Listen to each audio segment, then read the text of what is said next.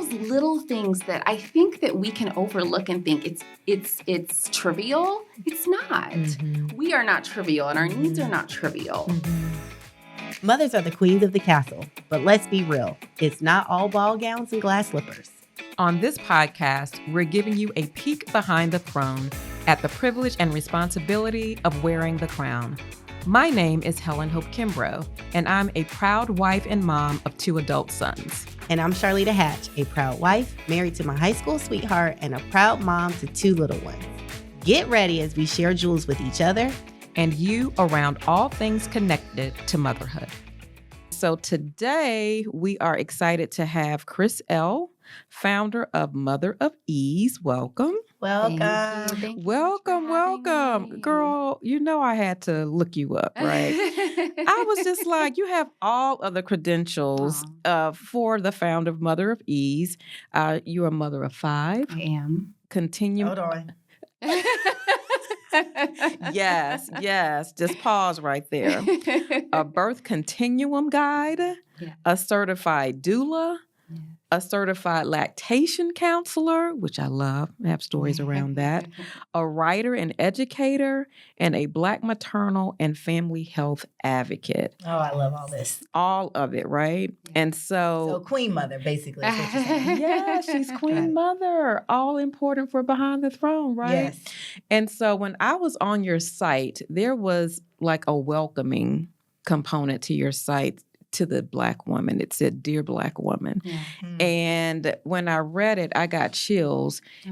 It said, "This path you've chosen or found yourself along, birth and everything she delivers is near. She is welcoming you into her presence for the very first time or yet again. Our journey on this soil, both historic and modern times, longs for exclusively crafted light and intimate walking alongside a wisdom from one who has gathered knowledge, one who has gone before, that necessary, that fulfilling, that bespoke guidance is here for you, and ease is yours to behold." Child. I said, okay, we had Poetic Justice on our show today. I love that. And I love the welcoming aspect because I just felt right at home when I was on your site. So thank you for all that you do and how you just impact our community by this important service that we'll delve further in today.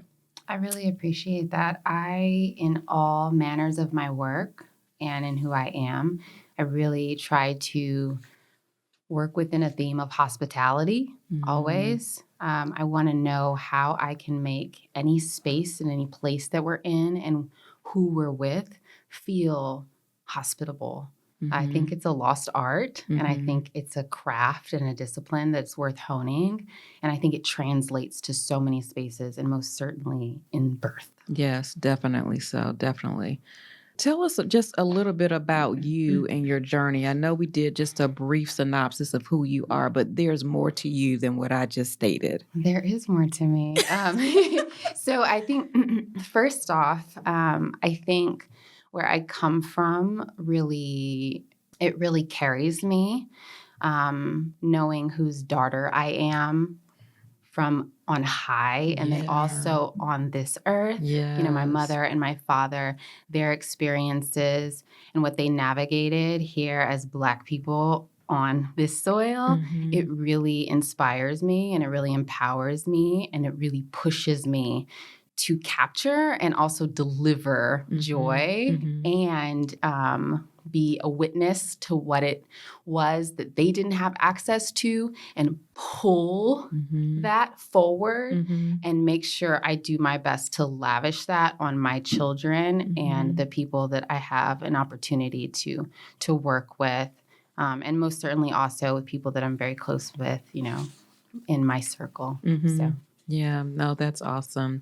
And so life fulfilling too, just by you saying that, because it also, to me, very much sounds like the ancestors are with you every time you are with a woman delivering a baby. Right. And what does that actually feel like? Like, what Oh does that journey my. feel like for you? I always, anytime I'm in a birth space, I am in awe of the journey and of being just,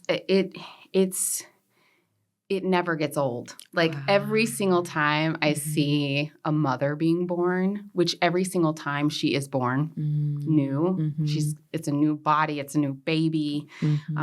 It's just so powerful and beautiful, and I feel quite honored, and I feel it's unreal. It's real and unreal at the same time. So I love what you said about the mother being born, because I think so often we don't center mothers in the birthing experience. So when you talk about a mother being born and a mother's body changing and all of that, what are some of the things that you see kind of mothers, what are some actual actions or pivotal moments you see as mothers transform during those birthing experiences? There is no preparing a woman for the feeling that she will feel when she becomes a mother.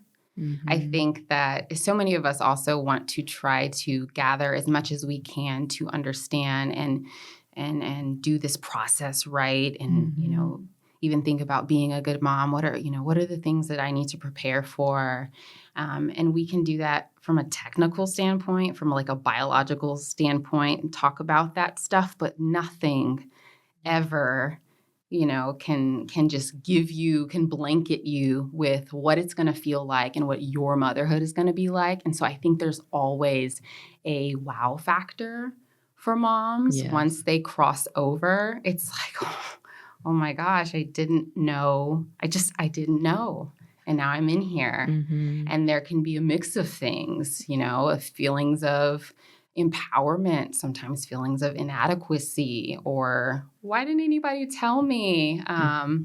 Or people told me all these things and I don't feel anything like any of those things. And so it's a mix, but definitely bewilderment, I think, is something that I see quite often. And just this realization of even responsibility that you don't even know what that kind of responsibility feels and looks like until it's yours. And so there's definitely that. I like how you express the uniqueness of the experience because each mom is different. So each birth is going to be different. Absolutely. And for that, how do you actually prepare, for this journey of motherhood alongside a birthing mom or a birthing family? I love that you asked that. First off, birth doulas often work with people quite early on in the journey. They often don't show up just in that birthing space. They typically will work with the client, in that first trimester, second trimester, sometimes third, but usually around that second trimester, they begin working together and journeying towards this incredible life event and through it. In the process of preparing, for me, usually I spend a whole lot of time with folks really identifying what it is that they think about birth, about themselves in this process, about their family, talking a lot about where they come from, maybe what their mothers might have even experienced, what they've heard from society, and what they've heard from inside of their families about this process and what it is that they're going through, and really helping them work to demystify things that they don't quite know about and reframe birth and all of its ways and all of its the journey of it in a positive light and in a light that allows them to feel like they can find it. They can find that light. It's, we live in a society that doesn't promote physiologic processes and doesn't support taking your time and navigating that with autonomy. And so I also really just try to slow things down for folks and allow them to, live in it Yeah. and really experience it as they're going through it. And then absolutely, we spent a whole lot of time talking about what that postpartum journey can and I think often needs to look like, not necessarily what it's going to feel like. We do talk about that. But once again, everybody's journey is unique. But definitely, how can you continue to feel and be supported throughout this process? What are some of the ways that when you talk about slowing the birthing process down and having that birthing mom like sit in it and feel in it and experience it, how do you do that? Right? Because I'm sure for the birthing mom, it doesn't feel like it's like she probably thinks it's slow and you might see it as maybe moving too fast and you might need to slow it down so that the experience is happening and there's safety, I'm assuming. So what are some of the things that you maybe recognize or some of the things that you might actually do to like help a birthing mom experience that transformation? You're saying in the birthing, like actual laboring and birthing space. So that early support, that early work that we're doing, we will walk through vision, of, what do you see this birth looking like? And how do you feel most comfortable navigating that? Let's actually talk out that vision, not just with you, but also with your partner. And let's develop some support around that with physical tools, but also with emotional tools that help, that you can recall once you're in that space and once you're in that time. So throughout the process, I send affirmations and I meet with my clients at least once a month for either an in-person prenatal appointment or virtual. It's a steady kind of week by week and sometimes day by day, depending on what people are navigating, preparation. So our community in particular, we have... This is America, period. But Black folks in particular, we love baby showers and we love to get all of the things for baby. And grandmas can't wait to get this crib that this baby's not about to sleep in. And all the things. Yes. And so very often, mama is absolutely an afterthought. Agreed. And so I spend a whole lot of time working out those ideas around what does baby actually need when baby's here and what does mama need? And the same kind of swaddling that you give to a newborn, mama needs. What does swaddling look like for mama? And so let's go ahead and plan that now. Let's write it down. What does it feel like to you to feel held? What does it feel like to you to feel supported? And what do you need in particular to feel that way? So when it's the middle of the night and the baby is crying and you have not had enough sleep, if warm food is what answers problems for you and solves problems, some stuff got to be ready. Yes. So what do we have in the freezer? What can be brought out earlier on in the day? We need the Oreos. Okay, we have to talk about that a little bit, But yes, all those little things that I think that we can overlook and think it's trivial. It's not. We are not trivial and our needs are not trivial. And so those need to be thought about before you're in the middle of all the things. Tired, so tired. Yeah. And, exhaustion. Yep. If you have other babies at home or older kids at home, how do you incorporate, your older child or children into the mix as well? Right. Bringing that husband along. Right. As for support.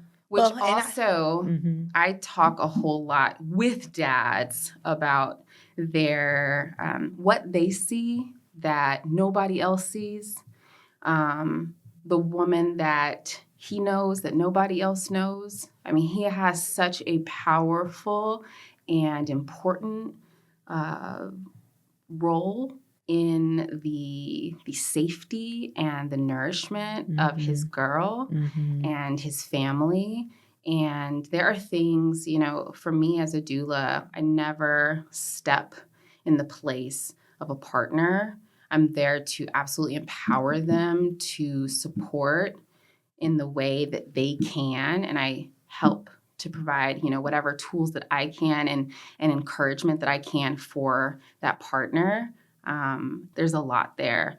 I wish I had you, first of all. Aww. But I did not. But I had my husband, and I remember telling him, like, I'm so nervous that people aren't going to take care of me because as Black women, we're like super women and everybody thinks you're fine. And I'm the oldest girl and this and that and that. And I'm like, I know that. And this was just even with my son. I'm like, I know that he's going to be fine because I planned to breastfeed him and I did. And I was like, everything that I see, as long as I have the boob in his mouth, he's good. But I'm really nervous that I'm not going to be good and people are not going to see me. And we had that conversation. And I was like, Mark, I need you to make sure I'm okay. And there was a time period where I actually wasn't okay. And I actually got kind of resentful towards him. And we ended up going into marriage counseling about it because I was like, you didn't see it.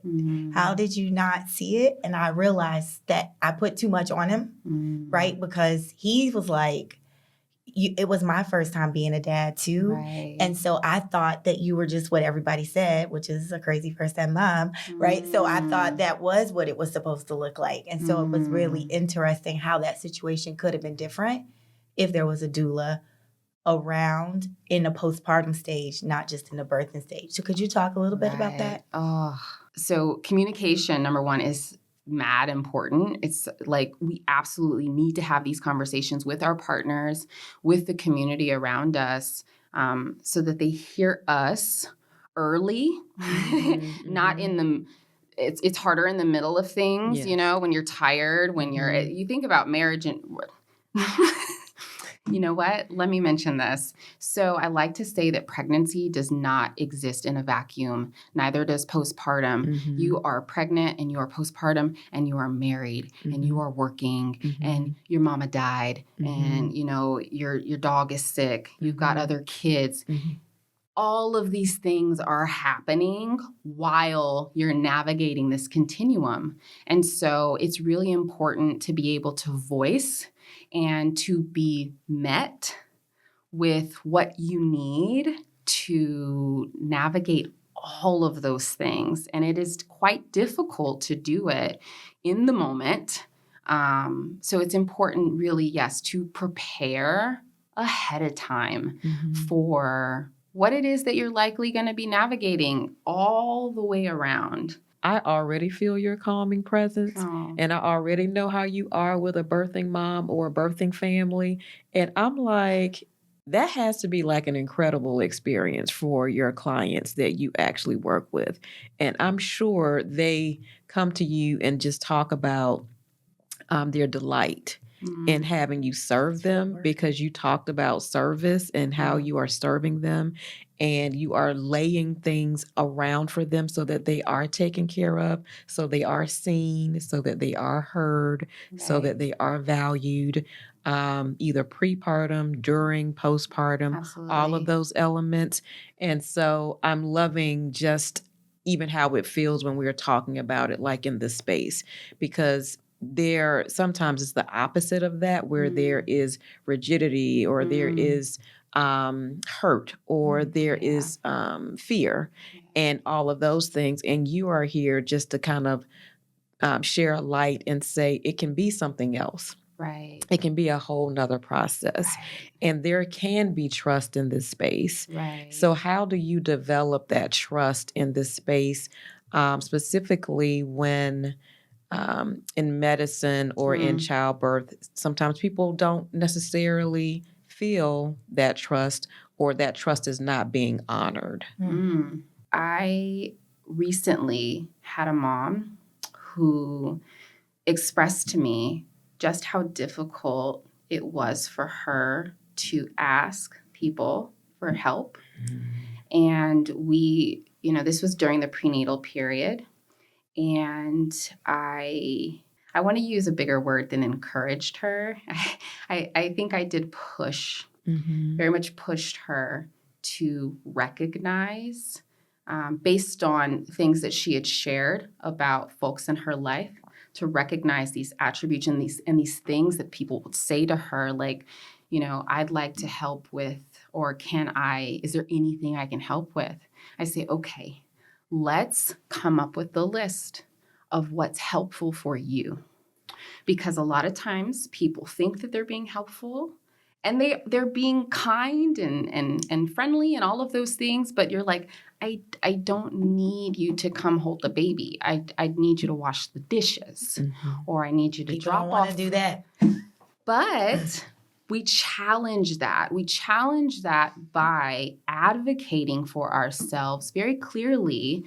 We examine what it is that we believe that we will need, and we, in trusting relationships, we present that information. Hey, I think, or my doula said, that these are some things that she's noticed that new moms really need, and I think this would be really helpful for me. So having those conversations, broader conversations earlier on, are helpful. And I say broader as in, it's not necessarily just our partner. It's our parents. It's our friends. It's our, our sorority. Sometimes I feel it's a blessing and a curse, to be honest, that we live in the same zip code as both of our parents. And I think about, as I was sharing with my husband, I didn't allow either of our moms in the room. And with my son, I was induced, and it took 4 days for him to come. And the reason why I didn't is because I was afraid that I didn't know what it was going to be like, because it was my first, and I was afraid that I was going to have to pretend something I didn't know and make them okay. I felt like my mom would feel like, oh, this is my baby and she might be crying. And I didn't know if I was going to cry. And then I would have to be like, I'm okay. And I had no idea what my mother-in-law would do. So how do you help like birthing moms navigate like new grandparents, because they're being born too? And then like also, how do you help like maybe even in the room? It is important to know enough about who you are and what you need before you go into a birthing space. And if you do not want the physical support of your parents, your in-laws in that space, have that conversation, if you're able to, please, ahead of time. I think you may be surprised at how that conversation might even go. You might work with your doula to maybe craft something ahead of time, maybe have a little bit of a script. There's the book, Oh Sis, You're Pregnant. I remember the author talking specifically about talking to her mother about not being in that birthing space. It was an uncomfortable conversation for her. Her mother didn't take it all that well, but she worked through it. They got through it, and she's just the happiest grandparent now. And I think she felt like it moved its own way, and it was all okay. But if you do decide to have others in the birthing space, including your parents, in-laws, also have that conversation, you might even want to talk to them about what it is that you think you may need from them and what you don't need. I remember having a client in particular who had her mother, and she wanted her mother there, but she said her mother kind of brings some anxiety up for her. And she talked to her mom about, look, I just want you to be over there. I want you to be there, but just, let my doula do, let my husband do. And her mom said, okay. And let me tell you something. She sat in that corner the best she She could. was sitting on her hand. She absolutely was. And for me, because I care so very much about grandparents and their experience in this, because once again, yes, they are being born anew, right? And I see my parents in them and I see my grandparents in them. And so I often bring grandparents in that space when I see appropriate. Typically, there's a time in the birthing space, certainly if a mother is unmedicated, where she doesn't even know what is going on around her. And that's typically the time where I bring mom over and say, can you put this ice bag on her head? And she whispers to her daughter.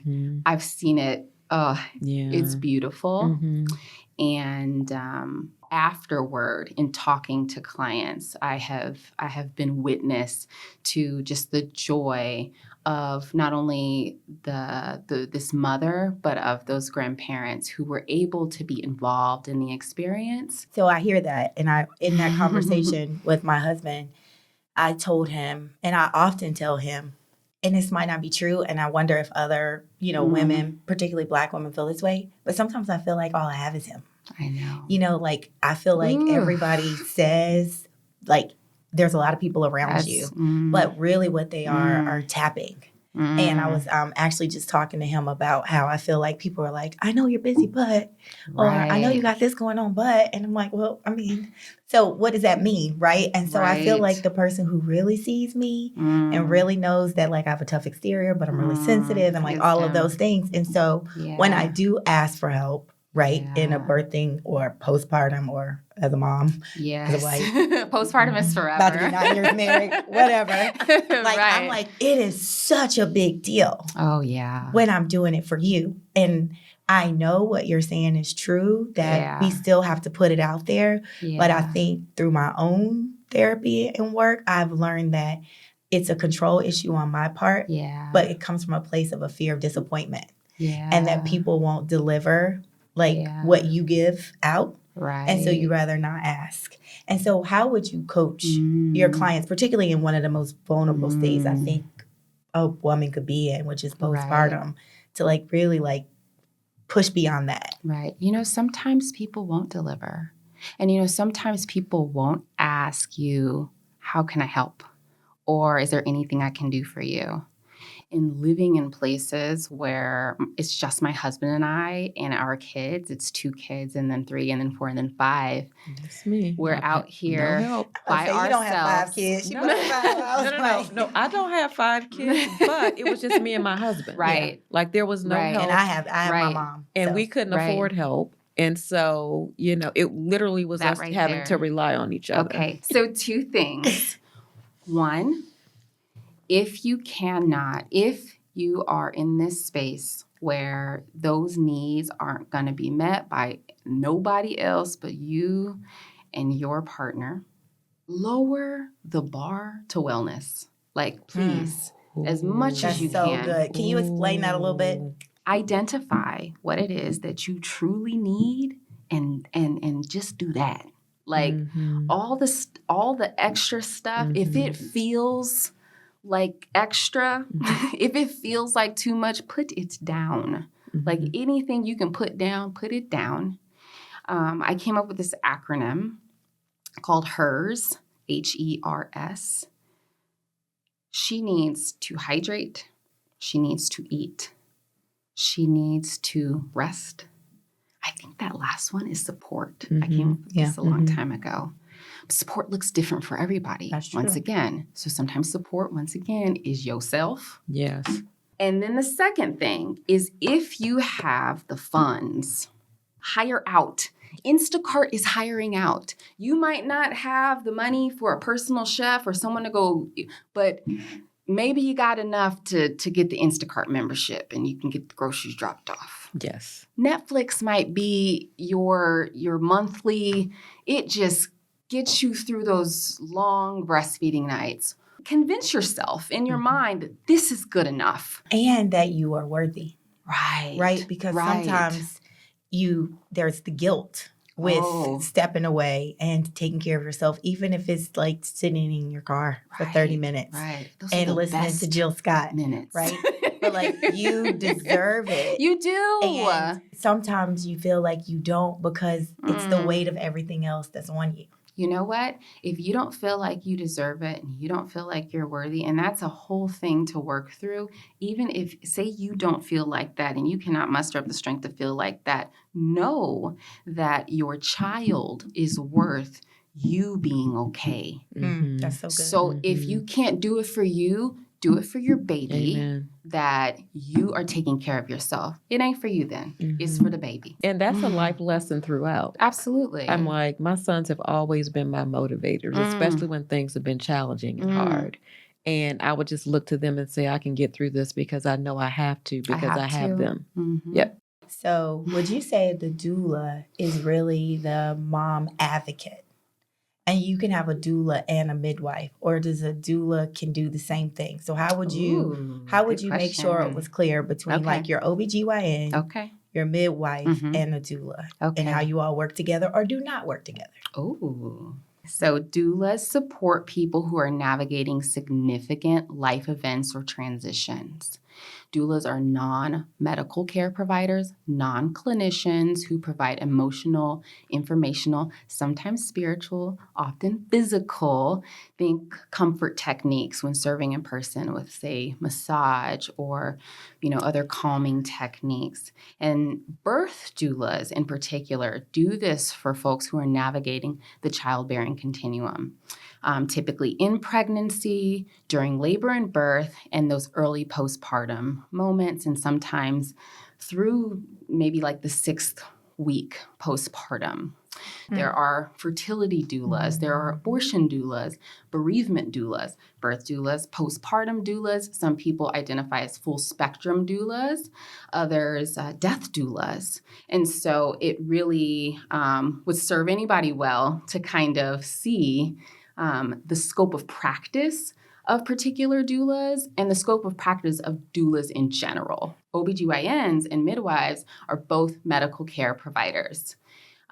They both handle reproductive matters from menstruation to menopause.